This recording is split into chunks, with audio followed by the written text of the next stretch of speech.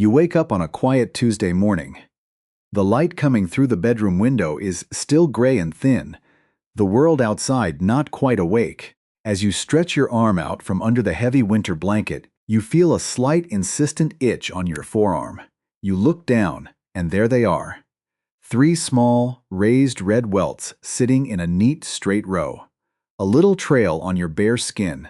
You did not feel a single thing during the long hours of the night.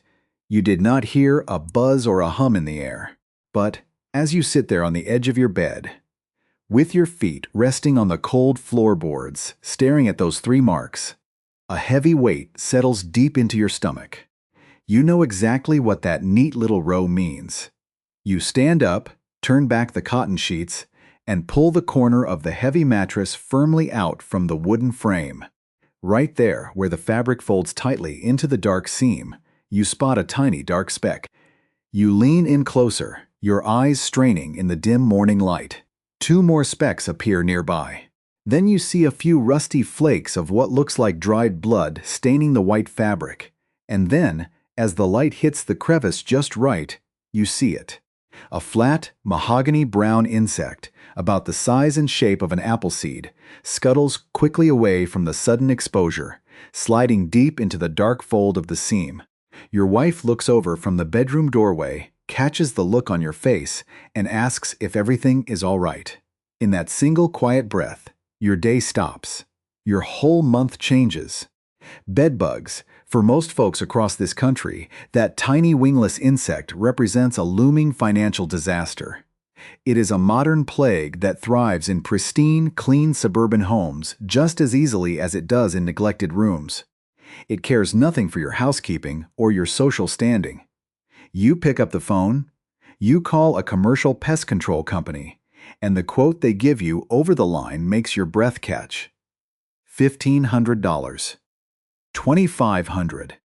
Sometimes $3,000 or more to handle a serious infestation in a family home. They talk to you about industrial heat treatments that turn your entire living space into an oven, repeated chemical applications that require you to pack up your lives, heavy motorized equipment, and weeks of stressful, costly disruptions. Stop and think about that. Why have we allowed a tiny crawling bug to become a multi-thousand-dollar crisis that robs us of our peace of mind and our savings? We live in an era of advanced chemical sprays, synthetic materials, and high-tech solutions, yet this old pest has surged back across the entire land over the last 20 years, hiding in the hidden seams of our mattresses, the cracks of our wooden headboards, and the deep folds of our living room couches. They come out in the dead of night by the dozens, guided by nothing more than the carbon dioxide of our own breath while we sleep. My name is Elias Yodar. I am Amish, and I farm the soil here in Lancaster County, Pennsylvania. My people have lived simply on this land for generations, relying on ancient understandings and traditional methods that do not require a monthly bill, a binding contract, or a technician's van parked in the driveway. We look at a household problem through the lens of nature, patience, and practical self-sufficiency. Understand this. There is a simple trap you can assemble right on your kitchen table tonight, using less than $3 worth of basic pantry items. Things you likely already have sitting quiet and forgotten in your cupboards.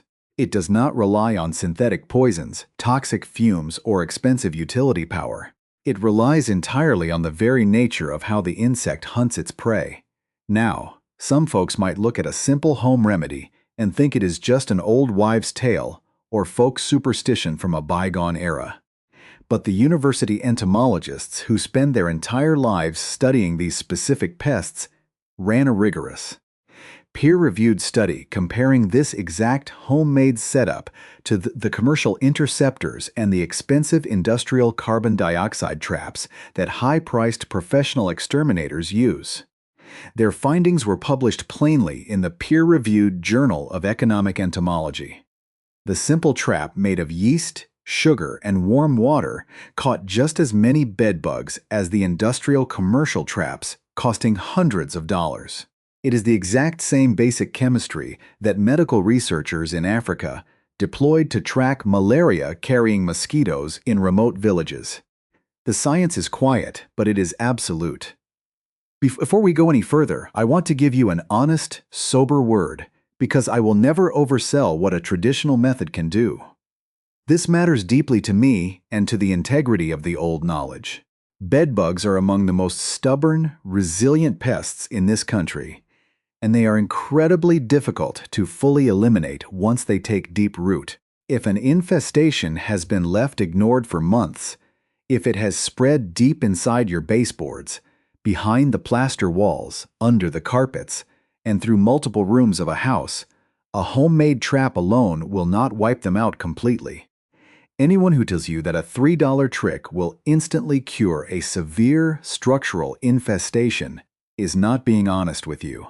In those heavy cases, a professional treatment that raises the temperature of the entire structure to an unendurable heat is often what it takes to completely clear the home. But for a small, early infestation, for slowing the population down tonight while you gather your tools, and for knowing with absolute certainty whether the pests are truly in your bedroom or if your mind is just playing tricks on you in the dark. This small trap is the most valuable tool you can possess. It gives you immediate clarity and control at the very moment when fear tries to take over your household. Let us look closely at what this insect actually wants, because once you understand the hunger of the creature, the logic of the trap makes simple sense. A bedbug cannot fly. It has no wings. It cannot jump like a flea or a cricket. It is a pedestrian insect that walks slowly, spending its daylight hours compressed into the narrowest, darkest crevices it can find, far away from the light. It waits for the house to go completely dark and silent. When you lie down to sleep and your body relaxes, you become a biological beacon in the room. As you sleep, you breathe out. Every exhale releases a steady, warm plume of carbon dioxide gas. In a still room, that gas drifts through the dark, pooling around your pillows and blankets. The bedbug possesses two tiny, highly sensitive antennae designed specifically to detect that microscopic gas trail. She catches the scent from several feet away, climbs out from the dark seam of the mattress, and follows that heavy trail straight to the source to feed. That is her entire existence. Find the carbon dioxide, find the blood, and return to the dark before the dawn breaks. So, if we know she is hunting a specific gas, we can create a diversion. We can build a small station that breathes out that exact same carbon dioxide all through the night, drawing her away from your mattress and into a space she can never escape. To do that, we do not need a pressurized gas tank or industrial equipment. We use a living process that human beings have watched for thousands of years in the kitchen. We use the simple, quiet work of yeast. When you take ordinary active dry yeast and wake it up with warm water and a little sugar, a natural fermentation begins. The yeast wakes, it consumes the sugar, and as it lives, it exhales carbon dioxide. To the sensors of a bedbug, that small bottle of fermenting sugar water smells exactly like a warm, sleeping human being. It draws them out of their hiding places, guides them up a rough exterior path we provide, and drops them into a smooth, treated basin where their microscopic claws cannot find purchase. They fall to the bottom, trapped, giving you undeniable proof by morning. It is a beautiful, simple application of natural behavior, a way to use the insect's own strength against itself. I have these simple materials sitting right here on my workbench: an empty plastic container, a packet of common baking yeast, a few spoonfuls of white sugar, and a small bottle of fine powder. I want to show you the exact proportions we use. The specific warmth required for the water, so you do not accidentally kill the living culture. The way we prepare the outer walls so the insect can climb up, and the simple step that ensures they can never climb back out. Let us lay out the pieces and begin the assembly. Let us begin with what is sitting in front of us on the old wooden workshop bench. To build this correctly, we must not rush. Traditional crafts require a steady hand and an understanding of the materials. We have our empty plastic bottle, our wide plastic bowl, the sugar, the active dry yeast, and the white powder. Each of these simple elements has a specific job to do, and if you alter the steps or neglect the small details, the trap will remain nothing more than trash on your floor. Step 1 is the preparation of our carbon dioxide source. Take your empty plastic bottle. A simple 2-liter soda bottle or a quart-sized juice container works best because it gives the gas plenty of room to collect before it overflows. Look at the water you have prepared.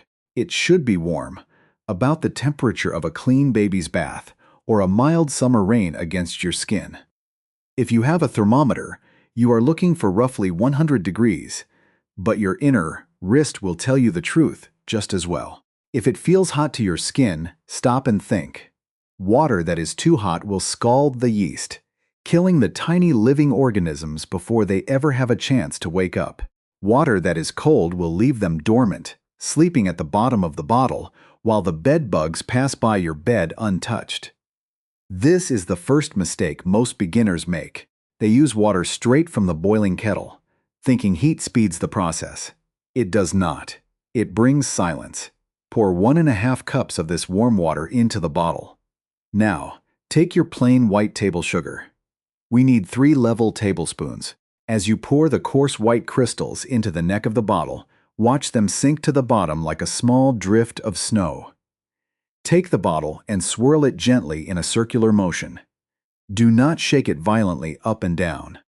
Just let the water move in a quiet whirlpool until those white crystals dissolve completely. The water will turn slightly cloudy, then it will clear into a heavy, transparent syrup. This sugar is the food that will sustain our reaction through the long hours of the dark. Now comes the yeast.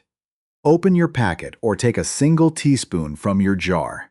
Look at the granules in your hand. They are a dull, creamy tan color, dry and completely still, looking like nothing more than fine river sand. But the moment you drop them into that sweet, warm water, they begin to change. They soften and float on the surface before slowly sinking. Swirl the bottle gently once more, just enough to wet every grain. Within a minute, a familiar, comforting aroma will begin to lift from the open neck of the bottle. The sharp, slightly sour, yeasty smell of bread dough rising in a warm kitchen on a baking morning. This smell is the first sign of life. Set that bottle aside and let it rest for 10 minutes. Do not put the cap back on. If you seal it tight, the pressure will build until the plastic distorts or bursts. As it sits, look closely at the surface of the water. You will see tiny, microscopic bubbles beginning to rise from the bottom, climbing to the top until a thin, frothy, beige foam begins to knit itself together across the surface. That foam is the visible sign of the invisible gas. The yeast is eating the sugar, breathing out the carbon dioxide that the bed bugs are hunting for across your room. This bottle is now a living engine, and it will breathe consistently for the next 24 to 36 hours before the food runs out. While the yeast is waking up, we must prepare the trap basin, which is step 2. Take your wide plastic bowl. If you touch the inside of a clean plastic container, you will notice how smooth it feels to your fingers. A bedbug's legs are built for gripping rough surfaces like fabric, paper, and raw wood. They cannot find purchase on slick, bare plastic. If you leave the bowl as it is, the bugs will walk up to it, find they cannot climb the outside, and simply turn back toward your mattress. We must give them a ladder, but a ladder that only goes one way. Take your roll of masking tape or rough gray duct tape, tear off a strip, and press it firmly against the outside wall of the bowl, running from the very bottom edge where it touches the floor, straight up over the rim to the inside lip. Continue doing this all the way around the exterior of the container until the outside of the bowl is completely wrapped in a rough, papery skin. This gives the insects a perfect, high-traction pathway to climb. To them, it feels like the sturdy leg of a wooden bedpost. Now we must prepare the descent. Take your white talcum powder or unscented baby powder. Shake a small tablespoon of it directly into the bottom of the wrapped bowl. The powder should be stark white, dry, and soft as silk between your fingers. Tilt the bowl in your hands, rolling it around in a slow circle so the powder coats the entire interior wall from the rim down to the bottom. You want a layer that looks like a thin, delicate coating of winter frost on a window pane. Once the walls are coated, tip the bowl upside down over a piece of scrap paper and tap it gently to remove any heavy loose piles. Understand this. A bedbug can actually navigate across a thick, clumpy pile of dust, but a microlayer of fine, loose powder acts like thousands of tiny ball bearings under its feet. The moment its legs clear the wrapped rim and touch that powdered inner slope, it will lose all traction and slide instantly to the bottom. It cannot climb back out. The wall has become an impassable sheet of ice. Step 3 is the simple assembly. Take your open, bubbling bottle of yeast water and set it flat and upright right in the center of your powdered bowl. The setup is now complete, but you must understand the physics of what is happening in this quiet space. Carbon dioxide gas is heavier than the common air we breathe. As it rises out of the neck of the bottle, it does not simply dissipate up into the ceiling. It flows downward, heavy and thick, spilling over the mouth of the bottle and pooling into the bottom of the bowl, filling the white basin like water, filling a stone trough. To our eyes, the bowl looks empty and still. But to the heat and gas sensors of a bedbug moving through the dark, that basin looks like a glowing, concentrated well of warm breath. Now, step 4 is the placement, and this is where the entire effort succeeds or fails. Do not place this trap in the middle of the hallway or far from where you sleep. Look at your bed. Look at the headboard where the wood meets the wall, or the floor, directly beneath the corner of the mattress, where you first discovered the small dark specks. That is where they live during the daylight hours. Place the completed basin flat on the floor, tucked tight against the path they must take when they crawl out at night. If your bed is large, build 2 of these traps, placing one at the head of the bed and one at the foot. But listen to this warning carefully, for here is the greatest mistake folks make when using this method. They set the trap next to their bed, and then they lie down in that very same bed to sleep for the night. Stop and think about what you are doing if you do that. The small bottle of yeast is producing a steady, gentle stream of carbon dioxide, but you are a massive, warm-blooded creature weighing over 100 pounds, breathing deeply for 8 hours straight. You are a volcano of carbon dioxide compared to the small hill of the trap. The insects will ignore the bottle completely and crawl straight past it to find you. For this tool to work its true magic, you must leave the room empty. Sleep on the living room couch, or in a separate room for these first 2 nights. Let the trap stand completely alone in the dark bedroom as the only source of breath in the entire space. When there is no competition, their hunger will drive them straight up the taped walls of the bowl and down into the white frost below. Tomorrow morning, when the gray light returns to the window, you will walk back into the room and look down into the basin. How you read what is waiting there will determine the next steps of your fight. When the sun finally climbs over the oak trees and throws its first bright beams across your bedroom floor, you will walk back into that silent space and look down into the white basin. If the trap has done its work, you will see them. Small, dark, motionless shapes contrasting against the clean white frost of the powder. But looking at the bugs is only half the battle. Now, we must understand the deeper truth of why this happens. And more importantly, we must look at the hard, unvarnished boundaries of this traditional method. The law of the lighthouse, too. Understand the science of this trap. We have to look at how nature guides living creatures through the dark. In the world of science, they call this process chemotaxis, which is just a formal way of saying an insect moves toward or away from a specific chemical smell in its environment. Stop and think about how a hound tracks a deer through the thick brush of the woods. The hound does not see the deer with its eyes. It follows a heavy, invisible ribbon of scent left behind in the damp air and soil. The bedbug operates exactly the same way, but its senses are tuned to a very specific channel. On its head, it carries 2 tiny antennae covered in microscopic sensors called sensilla. These sensors are engineered by nature to detect the thinnest, most faint traces of carbon dioxide gas in the surrounding air. Understand this analogy. Imagine you are standing in a vast, completely pitch-black valley in the middle of a moonless winter night. Miles away, someone strikes a single wooden match. Your eyes will instantly pick up that tiny prick of yellow light because there is no other light competing with it in the darkness.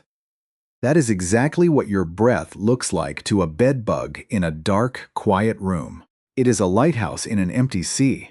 When we mix the sugar, the warm water, and the dry yeast inside that plastic bottle, we are starting a small, controlled biological fire. The yeast cells are alive. As they consume the sweet crystals dissolved in the water, they begin a process called fermentation. This is the exact same chemical reaction that happens when my wife Esther sets her bread dough to rise on the back of the kitchen stove. The yeast breaks down the sugars and converts them into energy, and as a natural byproduct of that life, it releases a steady, invisible stream of carbon dioxide gas. Because carbon dioxide is physically heavier than the common air we breathe, it behaves like a fluid. It does not instantly float up to the ceiling and vanish into the room. Instead, it slowly tumbles out of the open mouth of the bottle and spills over the edge, filling the bottom of the wrapped plastic bowl like water, filling a stone livestock trough.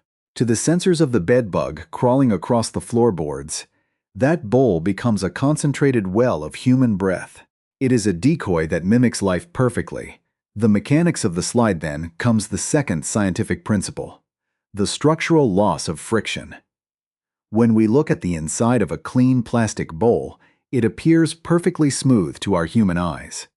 But to a microscopic creature, even smooth plastic has tiny imperfections, scratches, and ridges that its claws can seize upon to climb. When we dust the inside of that bowl with a fine layer of talcum or baby powder, we are altering the physics of the surface completely. Talcum powder is made of microscopic mineral plates. When you spread it thin, those individual plates lie loosely on top of one another without binding. Think of it like a wooden porch covered in thousands of tiny rolling glass marbles. If a man tries to walk across that porch, no matter how heavy his boots are, or how hard he tries to dig his heels into the wood, the marbles beneath his feet will simply roll away from his weight. He will slip and fall to the ground. The bedbug experiences the exact same thing. It climbs up the rough masking tape on the outside of the bowl with ease because the tape offers high traction. It reaches the rim, senses the heavy pool of carbon dioxide right below it, and steps over the edge onto the powdered slope. The moment its tiny legs touch that white frost, the individual microscopic grains of powder slide past each other. The insect loses all traction instantly and slides down into the basin. It cannot find a single firm foothold to climb back up the steep plastic wall. It is trapped by basic physics, the honest boundaries. Where the method fails now, let us speak with the absolute honesty that this craft demands. Every tool has its limits, and if a man tries to split a massive oak log with a small paring knife, he will blame the knife instead of his own lack of wisdom. We must clearly define where this yeast trap works and where it completely fails. First, let us look at the physical environment of your home. The problem of moisture. This trap requires a dry room to function correctly. If you place this basin in a damp basement, a humid bathroom, or a house without proper ventilation during a wet summer, the fine white powder will absorb the moisture directly from the air. When talcum powder gets damp, it changes its physical nature. It turns from a loose, rolling barrier into a thick, sticky paste. The moment that happens, the marble effect is gone. The bedbug will not slide. It will simply walk right over the damp paste and climb out of the bowl. The surface matters. The trap must sit on a completely flat, stable surface. If you place it on a thick, uneven shag carpet, the bowl may tilt to one side. A tilted bowl reduces the steepness of the inner wall on one side, giving the insect an easier slope to navigate. Furthermore, thick carpet fibers can sometimes press against the rim. creating a natural fabric bridge that bypasses the powder entirely. It works best on hardwood, linoleum, or a very tight low-pile rug. The reality of clutter: if a bedroom is filled with heaps of unwashed laundry, stacks of old cardboard boxes, and rows of books piled along the baseboards, you have created a labyrinth of 1,000 competing hiding places. The carbon dioxide from the small yeast bottle will get trapped behind the clutter, distorting the scent trail. The bugs living inside those boxes will never even perceive the trap because they are cut off by a mountain of human items. Understand this final, most critical limitation. This trap is an investigator and a population reducer. It is not a total eradicator. If you have an advanced infestation where the insects have traveled behind the plaster walls into the electrical outlets and down the hallway into the living room furniture, this trap will only catch the wanderers. It will not reach the nursery nests hidden deep within the structure of your home. Using this trap alone to solve a major deep-seated infestation is like trying to empty a leaking fishing boat with a teacup while the storm is still raging. It will tell you the boat is leaking, and it will buy you a little time, but it will not mend the hull. You must know when to combine this knowledge with the aggressive heat, laundering, and vacuuming methods we discussed. And you must know when it is time to swallow your pride and call for professional intervention. We have looked at the pieces. We understand the science, and we know exactly what this tool can and cannot do for our households. The next step is knowing how to read the results in the morning and how to begin the wider, systematic clearing of the home using the old rules of heat and isolation. My grandfather used to say that if you want to know how to handle a problem inside your home, you must first look at what has kept that problem alive out in the wider world for 10,000 years. Long before there were commercial chemical factories or pressurized canisters of synthetic poisons, our ancestors had to defend their homesteads with nothing more than the simple observations they made daily in their fields and kitchens. They watched how fruit flies swarmed the sweet, bubbling crocks of cider vinegar. They observed how wood-boring insects clustered around the sap of wounded pine trees. And they understood that the smallest creatures are always guided by the simple, immutable laws of survival and attraction. Understand this history. The concept of using fermentation to mirror the breath of living things is not a novel discovery born in a modern laboratory. For centuries, traditional woodsmen, herders, and farmers across Europe and the early American frontier used the deep, yeasty mash of sourdough starters and fermenting grain dregs to bait crude traps for biting insects and nocturnal pests. They didn't have words like carbon dioxide or chemotaxis, but they knew that a jar of sour, working yeast carried the mysterious essence of life, a warm, breathing scent that could fool the wild things of the dark. In the old country, when a traveler had to sleep in a suspect tavern or a damp timber cabin, they would sometimes place a shallow wooden bowl of rising bread dough on the floor near the hearth, throwing a dusting of fine lime or flour around its edges. They knew the crawling bugs would seek the working bowl before they ever climbed the legs of the bedstead. It was a piece of quiet, practical self-sufficiency passed down from mouth to ear, trusted because it kept a family from scratching through the night. Then, as the decades rolled on, the world changed. We became a people who rely on things bought in cardboard boxes and plastic jugs, and the old ways began to slip away into the shadows of forgotten notebooks. But true knowledge does not die. It merely waits for us to look back. In recent years, modern science has finally built a bridge back to that traditional understanding. If you look into the official bulletins of the Rutgers University Department of Entomology, you will find the documented proof of what our grandfathers knew by instinct. A team of dedicated research scientists, led by entomologists Dr. Chonglu Wang and Narinder Singh, set out to find an affordable, accessible way for everyday families to detect and monitor these resilient household pests without being forced into thousands of dollars of debt. They took the simple sugar yeast fermentation method and subjected it to the highest levels of scientific scrutiny. Testing it directly within naturally infested homes and apartments, the results of their work were published plainly for the world to see in the peer-reviewed pages of the Journal of Economic Entomology. Stop and think about what those scientists discovered under the clean white lights of their laboratories. Their data revealed that a simple mixture of baker's yeast, cane sugar, and warm water releases carbon dioxide gas at an average rate that almost perfectly mirrors the steady respiration rate of a sleeping human being, roughly 400 milliliters of gas per minute during its peak hours.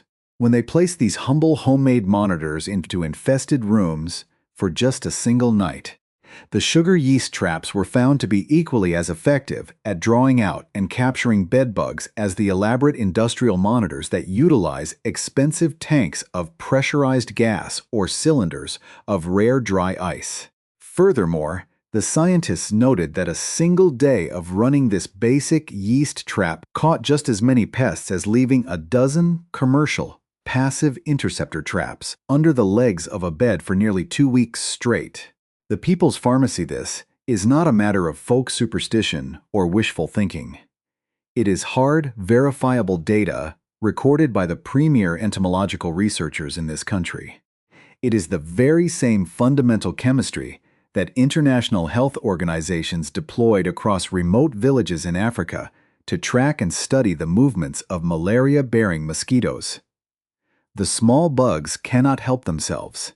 They are hardwired by nature to follow that scent trail, and they cannot distinguish between the breath of a man and the breath of a $3 bottle of kitchen yeast. Yet, you must ask yourself a quiet question.